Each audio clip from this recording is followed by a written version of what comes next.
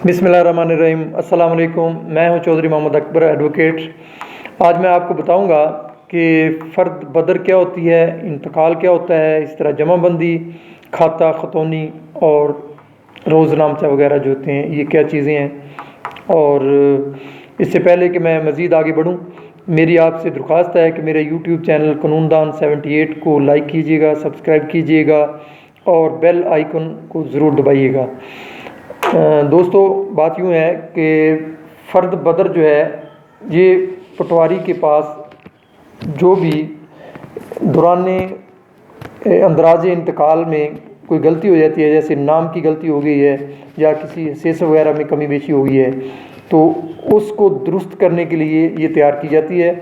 और इसका अख्तियार पटवारी के पास होता है कि यूँ ही वो फ़र्द बदर जो है वो तैयार करता है और उसको उस फ़र्द को हम फ़र्द बदर कहते हैं।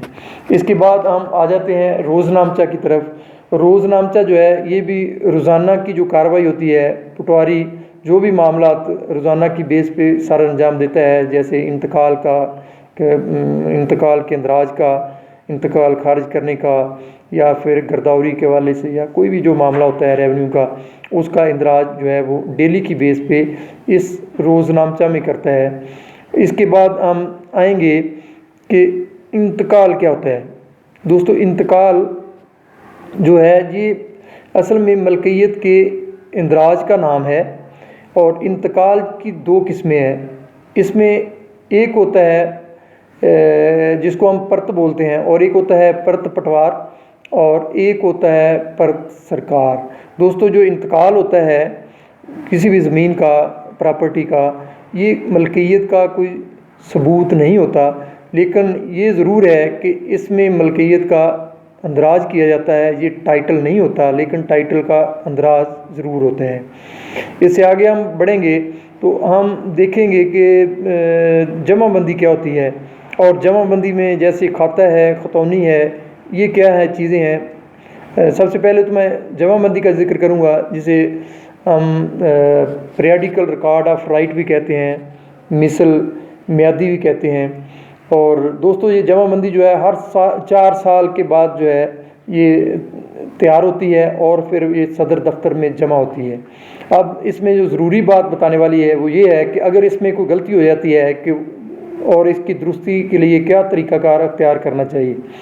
सबसे पहली बात तो ये है कि अगर जमाबंदी तैयार हुई है और अभी वो सदर दफ्तर में जमा नहीं हुई, तो तहसीलदार साहब के पास ये अख्तियार होता है कि सदर दफ्तर में जमाबंदी जमा होने से पहले अगर कोई गलती हो गई है, 7 कोई शेष रह गया है या खाते में कमी बेशी हो गई है, तो वो उसमें फुट नोट देकर उसमें दुरुस्तगी कर सकता है। लेकिन अगर जो है ये जमाबंदी जो है तैयारी के बाद, अगर वेरीफाई होने के बाद, अफसरान की पड़ताल के बाद ये अगर सदर दफ्तर में जमा हो गई है, तो फिर दुरुस्तगी के इख्तियारात जो हैं वो तहसीलदार के पास नहीं होते।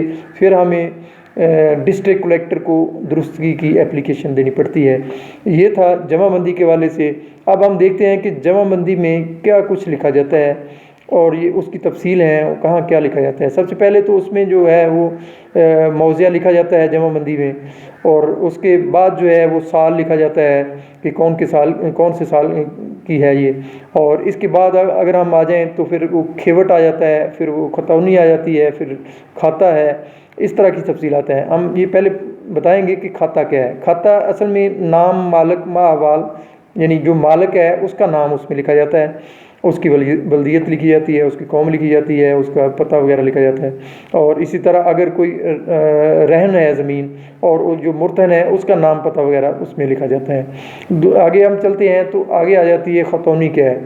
खतौनी असल में वो होती है जिसमें हम कहते हैं कि काश्तकारों का नाम लिखा जाता है, मज़ाराइन का नाम लिखा जाता है, और वहाँ पे अगर कोई मालिक जो है वो खुद काश्त है और उस पे वो उस मालिक का फिर उस जगह पे नाम आता है।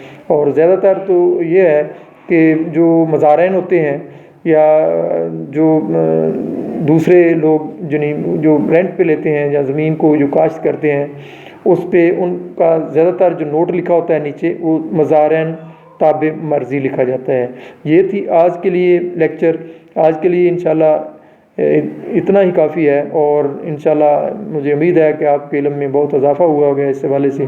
اللہ حافظ، گڈ بائے۔